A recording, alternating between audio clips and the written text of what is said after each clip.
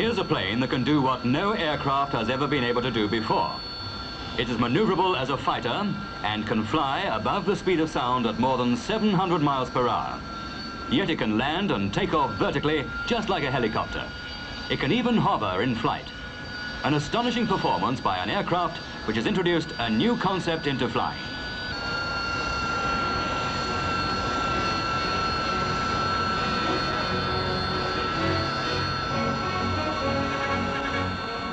It's called the Kestrel, after the bird that can hover for minutes before swooping to attack its prey. This all-British plane is so revolutionary that a special international squadron was formed to assess its capabilities.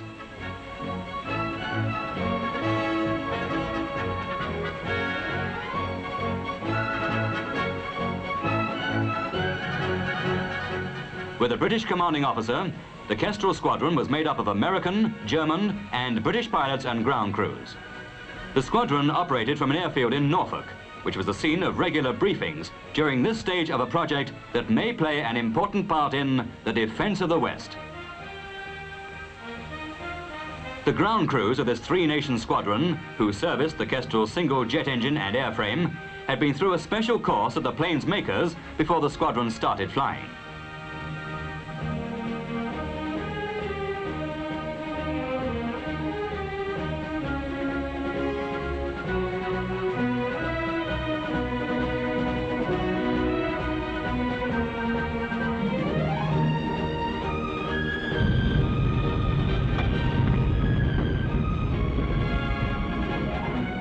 Nine of these new aircraft, which first flew in 1960, were sent to the squadron for a 6-month evaluation program. This program entailed some 1,250 takeoffs and landings, and the 1,001 details that go into operating an aircraft that can fill the role of bomber, fighter, and helicopter. The Kestrel costs more than £2 million. Britain, America, and Germany shared the bill for the 9 aircraft. The 10 pilots, 4 American, 4 British, and 2 German, chosen to fly them, were all experienced in jet planes or helicopters, or both.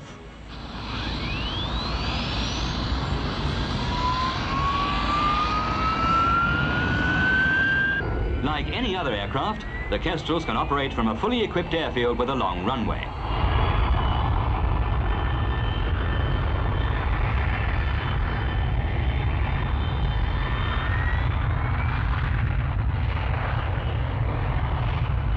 But once airborne, the planes are not dependent on that long runway for landing.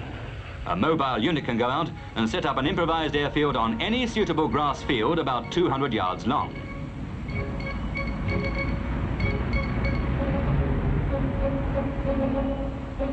With the mobile control tower directing landings, the Kestrel can be brought in by the pilot deflecting its jets downwards for a short landing. Speed, 25 to 30 miles per hour, landing in about 150 yards. Where there's any danger of soft ground, a metal or plastic pad is put down and the Kestrel lands on it vertically. This is made possible by the adjustable jet nozzles on the side of the Kestrel's fuselage.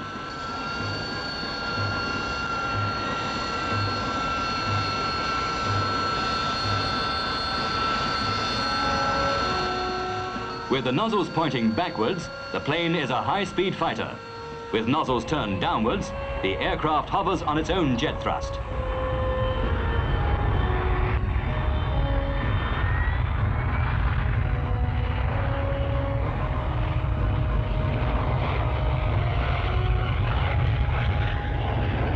This semi-prepared airfield now becomes a base from which planes can be serviced, refueled, armed and made ready for orders from headquarters, which could be 1,000 miles away.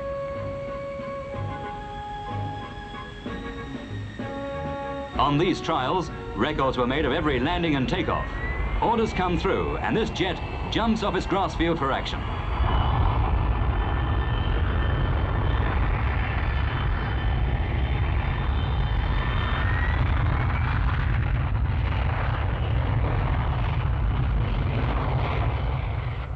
Others do a short-run takeoff. With the aircraft on their way, the temporary airfield can be dismantled to move to another site.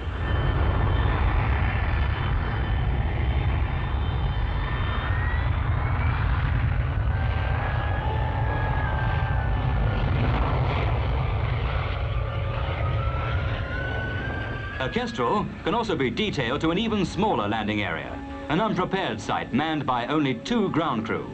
Having camouflaged their vehicle, they bring in the plane for a vertical landing in a clearing in a wood. Kestrels would come to such a site fully fueled and armed. One of the site ground crew would be a radio operator, linking with the base and airborne planes in the vicinity. The other would assist the pilots and supply cartridges for starting the jet engines. Once the plane is down, it taxis in under the trees to leave the landing area clear and to await orders. On this single spot, with only the 2 ground crew, more Kestrels can be brought in. A smoke bomb indicates wind direction.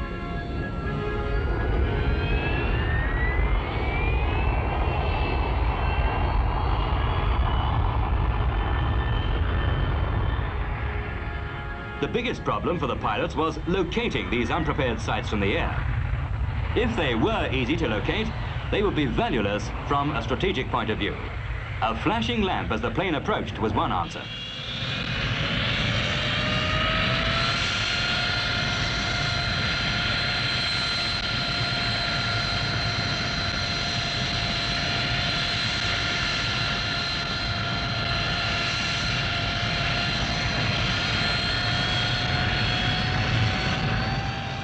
And another high-speed strike aircraft is tucked away out of sight in an innocent-looking wood.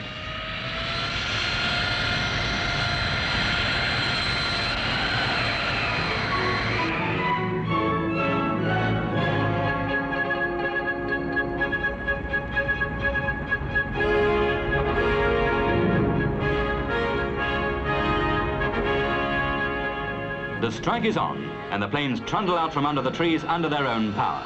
With a wingspan of only 22 3/4 feet, it's not difficult to maneuver in these confined spaces. Onto a pad, nozzles deflected downwards, and the pilot opens up the jets.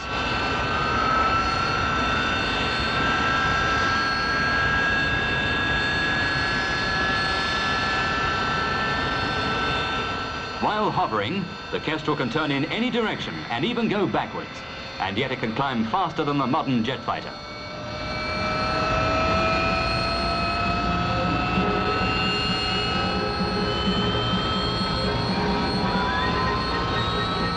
The flight of Kestrels can get away from this small clearing in a matter of minutes, and once airborne, their high speed enables them to make surprise low-level attacks.